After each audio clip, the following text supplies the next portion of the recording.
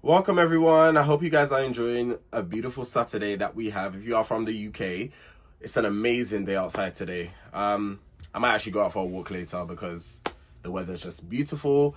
Yes, hi. We are here today for Raising Kanan reviews. Yes, now I've never done power reviews on my YouTube channel, but I have done them on TikTok before. So those of you that follow me on TikTok and that are power fans, you will know that book two goes season 4 and the prior seasons to that, we were reviewing them non-stop on TikTok.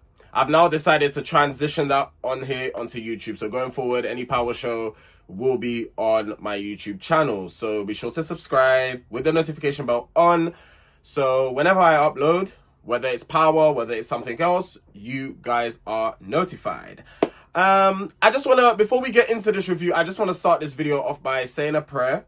You know, let's set the tone for the weekend and yeah, also for the day as well. So if you guys can just gather with me, we're going to close our eyes and we're just going to say the Father's prayer. Our Father, who art in heaven, hallowed be thy name.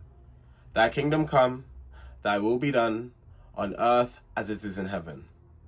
Give us this day our daily bread, and forgive us and lead us not in temptation, but deliver us from evil. Amen. In the name of the Father, Son, Holy Spirit. Amen. But yeah, I just wanted to kind of set the tone, you know, for the video, for the weekend, and also to bring blessings to you guys, the viewers, and to everyone else around the world. Without further ado, we're going to get straight into this review. Now, before I get into the notes, I just want to give a little backstory. We actually are going to revisit basically what happened in season 3 from I would say roughly from episodes 5 to 10. This is what this episode was about. So for those of you that was expecting guns to be flying, bullets to be coming out, that's not what this episode is about. And also as well, if you haven't watched the episode, please do not watch this review before watching the episode. Watch the episode. For those that are here in the UK, it does come out tomorrow, Sunday, in the UK. For those that have managed to watch it before, then yeah, be sure to tune in. But I really would advise not to watch. I repeat, do not watch this review without watching the episode because there will be a lot of spoilers. So yeah, you have been warned. Anyway, without further ado now, let's get into the review. So it's 3 months earlier when Ronnie had supposedly killed Unique. So we do get a little bit of, we do go back in time. We get a little bit of a flashback of all the events that took place during that time. So Unique ended up surviving the beating that he got from Ronnie. Me personally, I don't know how he survived from getting absolutely battered in the head with that metal pole, and for you managing to wake up from that. To me, that's a blessing. Like, that's actually a blessing. For those that because there's a few comments that's going around on social media. Oh, Raising Kanan now is no longer realistic. I do apologize for the alarm in the background. Someone needs to really sort out their car. For people that are saying, oh, Raising Kanan is no longer realistic, it's turning into book 2 ghosts, or, you know, where people are just coming back from the dead. Let me just put out some facts. 50 Cent did get shot 9 times, and he's still here, living and breathing with us. We thank God for that. So yeah, that's just to let you know that, you know, things like that can happen and people can end up surviving. Like, people get shot, stabbed, you know, unfortunately. But fortunately, they end up surviving. Unique makes the call to Early Tyler to bring him to a doctor. The doctor is, of course, off the books. This episode is covering episodes 5 to 10 from season 3, but it's from a different perspective. We've actually never seen anything like this in any of the Power shows. We can say from the original Power, episodes 11 to 15, you know, when they done the who shot Ghost type of thing. Yes, it was from different perspectives, where it was from each character's different perspective, and it wasn't really of different, these are a whole set of events that took place that we didn't even know as viewers actually happened. So it's kind of filling in the gaps for the whole kind of storyline to make sense, which I actually think is immaculate writing, by the way. And this is why when it comes to like the writing, Raising Kanan will always have that crown for me. Like, yes, book 2, and I'll always say book 2 was and will be my favorite spin-off. You know, it has a special place in my heart. But the writing, we cannot discredit the writing at all when it comes to Raising Kanan. Like they actually take their time.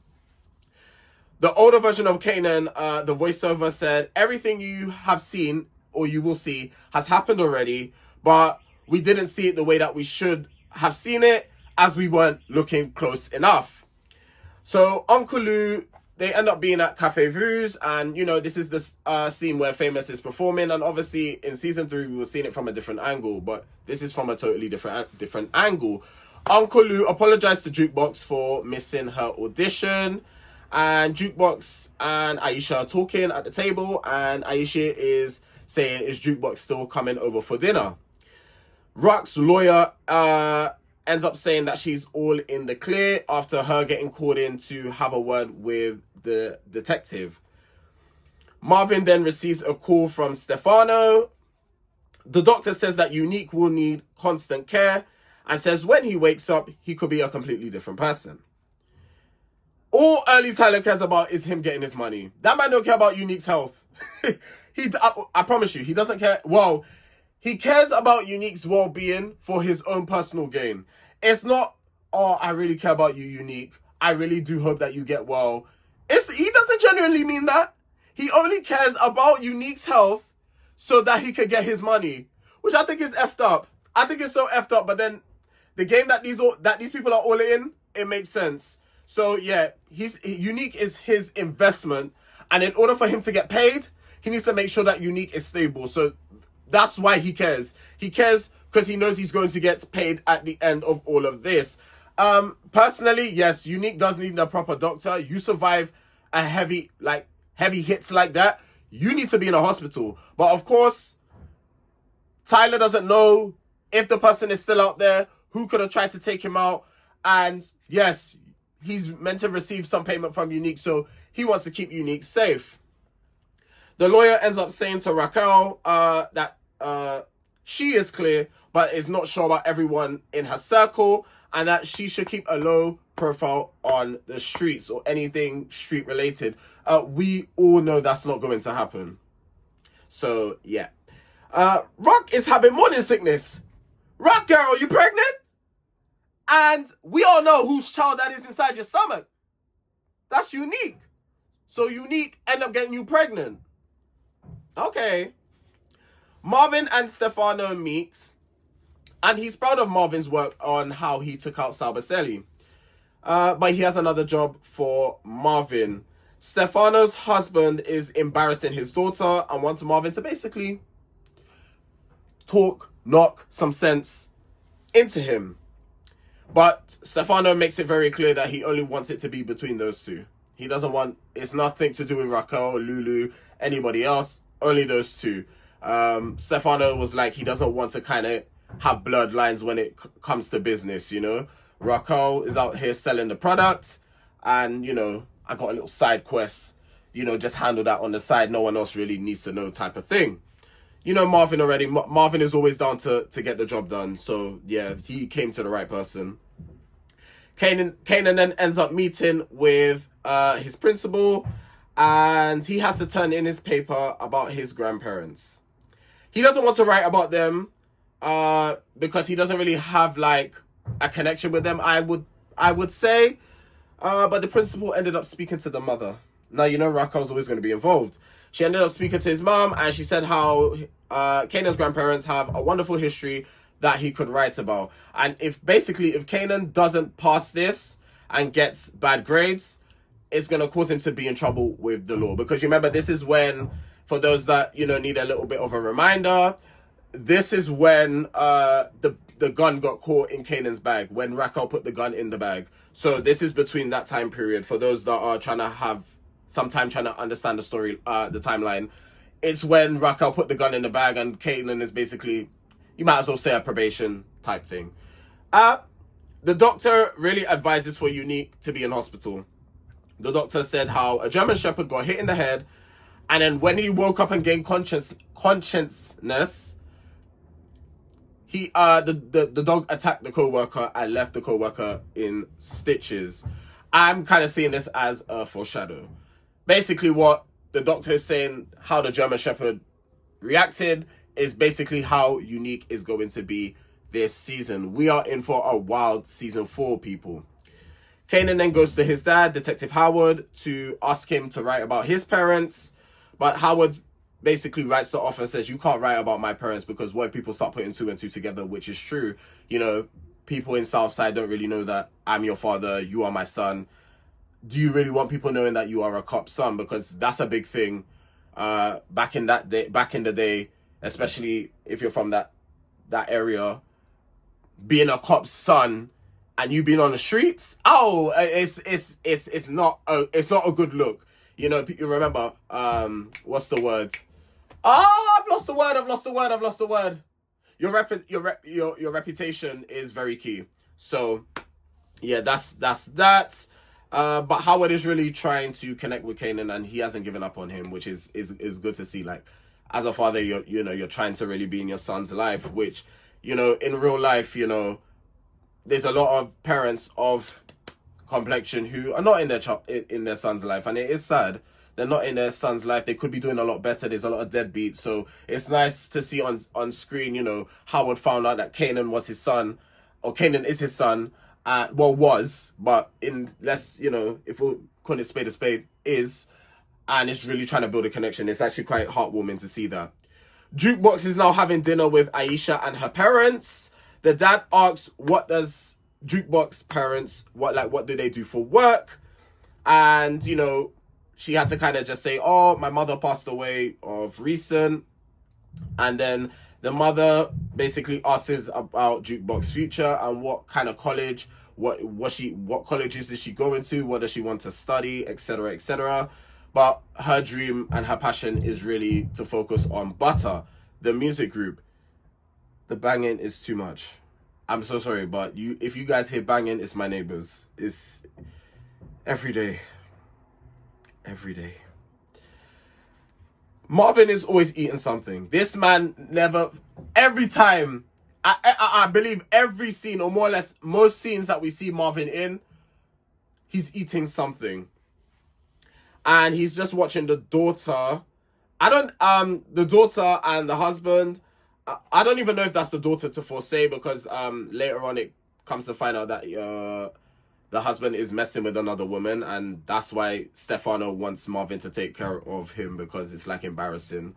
So this could be like the side chick that he's dealing with, and let's just say things got freaky in the car. Okay, let's keep it PG on this channel. Things got freaky. If you watch the episode, you know what I'm talking about. Rock then goes to the clinic to get an abortion. Unique wants the key to one of Early Tyler's cars to let Panessa and Jerome know that he's alive. I'm just going to insert Early Tyler's character description on the screen for you guys. So for you people that don't know his character description or what his character is about, you could take a quick read of that. I'm not going to go over it, but you can take a quick read of that. Kanan goes to visit his grandmother, and Kanan basically apologizes for not coming around often, but the grandmother says, you don't need to apologize to me. I'm not your mother. I don't have these high expectations of you. He goes to get basically information on his grandfather, Elijah. He says how he took his life because he didn't like the life around him. Basically, life was tough for Elijah, and he basically took his own life. Marvin then gets out the car to confront the guy, the husband, but his friends come at the right time, and Marvin didn't see them. He got blindsided until he heard their voice. And the husband, obviously, you know, he's around his friends, so he's getting cocky and telling Marvin, oh, you better skedaddle on out of here, otherwise we're gonna make you eat the curb. And I'm in my head, I'm just thinking, it's only a matter of time. Don't worry, like, you can have your fun now, you could get gassed, you could talk all that wild talk, but it's only going to last so long. Have fun while it lasts. And I put here that you don't know who you're really talking to. So yeah, it's fine. You can get gas in front of your friends, and then afterwards they call him the C word, and they say that there's no monkey swinging. Yeah, have fun. Go off. Go have fun. Rock said that it isn't her first time getting an abortion. My question is, how many times has she done it? How many times? She said this isn't her first time, and the doctor was saying it's not on the records. And again, Rock done it off the books. Jukebox goes to pick her up, and Rock basically tells her it was Unique's kid. Jukebox basically has no words. She's shocked because obviously Rock and Unique have had beef for years. They've been trying to take each other off the map, and to hear that the man that you've tried to kill many times could potentially have been the father of a child if he was going to have the child is crazy work. So yeah, Jukebox has no words, and Rock basically tells her that, you know, to keep it to yourself, take it to the grave. And I had to put here, it's like Rock is a lot more honest with Jukebox than she is with her own son, which it's very weird, because you would think that you want to be honest with your own child and have a better relationship and understanding with your son than with your niece. But it's almost as if Rock trusts her niece over Kanan more. I don't know, and I guess that's why Juke and Rock have such a good connection, because they're very open and honest with one another. And if you look at the relationship that Raquel and Kanan have, it's not the same, and that's why their relationship is very up and down. It's very up and down, because there's no honesty between the two. Unique is saying that he wants to settle the score with his brother. I can't lie, Unique, in your condition, you need to rest. You're not settling the score with anybody. Early is telling him that he has a superpower by everyone thinking he is dead. If you not know from the original Power, and even if we wanna go as far as saying Book 2 Ghost, when everyone thought Lauren was dead. It's kind of the same thing. Everyone thinking you're dead, but you're moving in the shadows.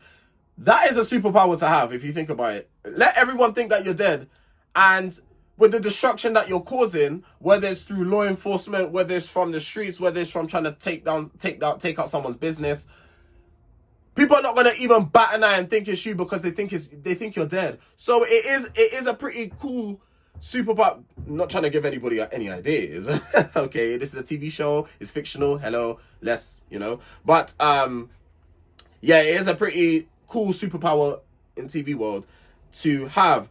Early is putting a battery in Unique's back by telling him that someone else could have had a hand in trying to take you out. Like, don't just see as it was your brother, when it was just Ronnie. But obviously, Early has no idea himself. Early's just throwing some theories out there, and it's whether Unique wants to run with those theories. Unique then asks Early to do some recon and to find out what people are saying out there in the streets. Kanan went to speak to Uncle Marvin and to basically ask about Elijah. Marvin had to raise Rock and Lou when his dad took his own life, and I can kind of see those traits in Marvin, in terms of like in season 1 when Marvin was kind of doing some kind of silly stuff and going against the family type thing. You could kind of see that he still has not childlike behavior, but it's like he wants to prove himself, and it's because he had to grow up so fast, and he couldn't live the childhood that he wanted to live because he had to raise his baby sister and his baby brother. So, and yes, by the way, this is real life for some people. Parents sadly pass away at a young age, and the oldest sibling has to then take that role of being the parent. They have to grow up fast. They can no longer live their childhood. And yes, this is real life situation for some people. So yeah, I guess some people watching that or hearing about it, they can resonate with it. And I think that's why Raising Kanan sits with a lot of people, because even though it's fictional, a lot of the things are relatable to a lot of people. Yeah, Marvin is still mad that he had to stop being a kid early, and this is why Marvin is hurting. So again, it can also explain why Marvin has had to do some effed up things in his life because of how quick he had to grow up. I bet you probably if maybe his dad didn't take his life and Elijah was still in their life, then it would have been a thing where would they be in the situation that they're in of, dealing drugs? We don't know. But it's a thing where Marvin had to find a way to feed Lou and Raquel, so he had to do what he had to do. Marvin's dad took him to his fights and to see him beat people down, and Marvin enjoyed that as a kid, basically saying, seeing his dad do that, it was as if like his muscles were his muscles. Like he enjoyed going to see his dad's fights, and Marvin loved his father the most out of everyone else. And for Marvin, that's why he can never forgive his dad for doing what he had done, because it's like, I loved you so much, and for you to just take your life away, like, it was pretty selfish of you. So yeah, that is that. The show that Unique was watching, I don't know the name of the show, but Unique was watching a show, and basically it's foreshadowing what Unique will do when he gets his hands on the people he thinks had a hand in taking him out. Because I believe the person was saying, when I get my hands on you, something along those lines. I can't quite remember what was said, but regarding that, it was foreshadowing what's to come this season. Early tells him that Rock is back in the game and is getting the supply from Stefano, because if you guys remember, Unique wanted to get work from Stefano. They had made a deal, and now Unique is saying that Rock told him that she was out the game. And Early also tells him that Ronnie is messing with Kanan, and they're working together as well. So Unique now thinks they're all working together and all conspired against him. I've learned something from this episode. Don't jump to conclusions. You need to, I know Unique is not 100% in his head right now, because of what's happened. But yes, do not jump to conclusions. Do your own homework before you go out there. But, Unique is not 100%. Early's coming and telling him all this stuff, and he's just trying to put everything together in his brain. So, yeah. Kanan went to then see Uncle Lou. Lou tells Kanan that his grandfather was a creative. He said how he was his own man and never took anything from anybody. And Lou ended up saying that death has to be easy as life is hard. I do want to say, I do like how we got like different perspectives of Elijah. We got like from the grandmother's point of view, Marvin's point of view, Lou's point of view, and they each had different things to say. So I guess it's like they each had their own experiences with Elijah. The husband has finished practice, and Marvin went to beat some sense into him and tell him to stop disrespecting his wife with the other girl that he is seeing. There was none of that hard talk that he was talking earlier on in the episode. Like, where was all that vim you had? You're not around your friends. It was a one-on-one, and you were scared for your life. So this is what I'm saying. That's why I said, have your fun while you can, because it was only a matter of time. And look now. Kanan is in his room finishing off his paper. Rock comes to see him. Kanan has no questions for his mum. Kanan is still mad at his mum. He doesn't want anything to do with his mother, quite frankly. Rock said that she doesn't need Kanan to love her back, as her love is unconditional, and she doesn't care if he hates her, because she's always going to love him. I don't know, Rock's love it's just a funny way of her showing love. I don't know, like putting a gun in your son's bag, is you loving him? I don't know, it's just a funny way of love.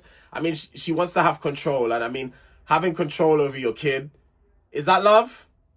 I don't know, that's a conversation maybe we can come to a different day.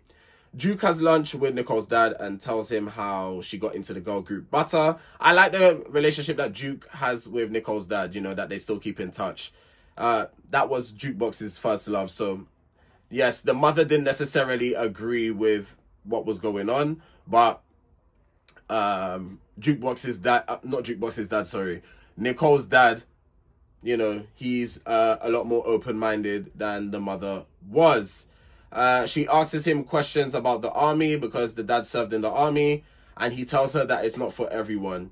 He's basically telling Jukebox, because you're a woman, you shouldn't join the army. And then he directly changes the subject back to the music group. Because obviously back in those times, nowadays it's different, but back in those times, it would have been a controversial conversation, a woman in the army type thing, Jess, Famous's sister, comes to see Lou. So Jess was around at this time, but you see, we didn't see that in season 3, but it happened. So Jess comes to see Lou at Cafe Vues, and her family didn't know that she was back in Queens. She says that she will be back she will be back soon. So does that mean we could see her again in season 4? Maybe, because remember, this was 3 months prior to the events that's going to be taking place in season 4. Jess basically tells Lou, you're gonna have to forgive yourself at some point for all the things that have taken place, as they are not your fault. And to be honest, yeah, Lulu is the youngest sibling out of all of them, and you grew up in an environment that you had no control in. So I guess you are a foundation, you are a product of your environment. The corner boy is demanding more money as they are out on the corners 24/7. So what was the guy's name again? I can't remember the guy's name. The white guy that had the guys doing the paper run, and then Kanan. I can't remember his name, but he had them out there 9 to 5, Monday to Friday, basically like a full-time job. And Kanan, the corner boy, is basically demanding more money because they're out there 24/7. And they want a higher price. I mean, I get it. He came to negotiate with Kanan, and it wasn't on a disrespect thing. It was on a respectful time, and I guess Kanan kind of respected her, because it's like, okay, negotiation, you're coming at me as a hustler. You know, you're out there. Kanan's like, you're making 24/7 money, though. And it's like, yeah, but we're out here day and night in the cold, no matter the weather conditions, you know, moving your product. Like, we want a higher cut. So Kanan said he will see what he could do. And Crystal seems to have a little bit of knowledge that she gave back to Kanan, and then Kanan received a phone call that his grandmother is in hospital. Tommaso, who is the husband's name, I don't think Stefano even said his name. Correct me if I'm wrong, leave in the comments if the name was said earlier on in the episode, but I didn't know the name until now. He booked a cruise with the wife, so Stefano was basically like, whatever you did worked. Kanan goes to see the grandmother at the hospital. She has kidney cancer, which is unfortunate for her. She has kidney cancer. Kanan is the only family member that knows, and the grandmother wants it to stay that way. So everybody has secrets. So while Kanan is mad at his mother for keeping secrets, Kanan now has to hold a secret about Raquel's mother. So this could get interesting. That's all I'm saying. Remember, secrets within the Power universe don't stay secrets forever. You know, they eventually come out. This whole secret about Unique potential Raquel getting an abortion, I don't know if that will come out. We're gonna have to wait and see about that. But like I said, secrets in the Power universe do not say secrets. But with Raising Kanan, things could be a little bit different. We just have to wait and see. As Lou comes out of Cafe Vues, Unique is lurking around the corner, ready to basically kill him. But the lady from the bar notices Lou isn't in any condition to drive, and comes out in perfect timing. Basically saves Lou's life. Otherwise, Lou could have been dead. Raquel went to see the social worker and basically said that she hasn't got time to be upset, and she keeps it pushing, because what's hers, what's meant for her, she's gonna get it no matter what it takes. And now that we are up to date with everything, all the pieces of the puzzle have been put together. I'm guessing episode 2 is going to be one of those episodes where it's we're back on track. So we're all up to date, we're all caught up. Meaning, when I mean caught up, I mean like from the different angles from season 3 and the angles that we have watched in episode 1. Sasha Penn did say that, you know, the first few episodes, not even first few, the start is going to show us how Unique survived, and they really, really nailed it. I think they nailed it, like 100%. I don't have any kind of like, oh, they could have done this, they could have done that. It makes sense to me in my eyes.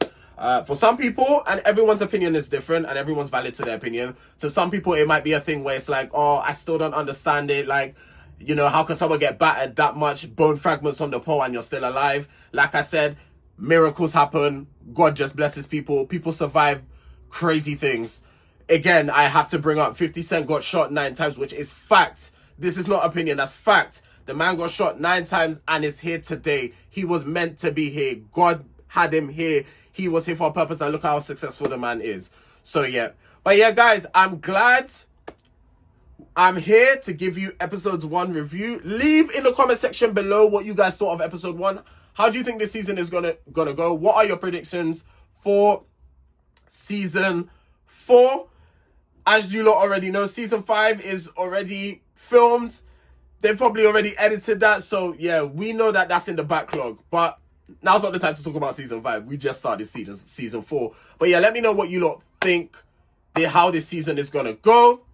If you guys are new to this channel and you are a Power fan, be sure to subscribe. I'm gonna bring Power content for you guys, reviews. I'm gonna try, dive deeper into character descriptions and stuff like that. I really want to try get into my Power content a little bit more. I do it on TikTok, so be sure to follow me on TikTok as well. Like, I do make videos on TikTok, like funny videos and stuff like that. So be sure to follow me on there, but stay tuned here as well because we will be making videos for you guys. We are on the road to 10,000 subscribers. So if you guys could please join the family, help a brother out. By the end of the year, I am trying to touch 10,000 subscribers. And yes, God bless you all. I hope you guys have a wonderful weekend, and I will see you guys in my next video. Take care.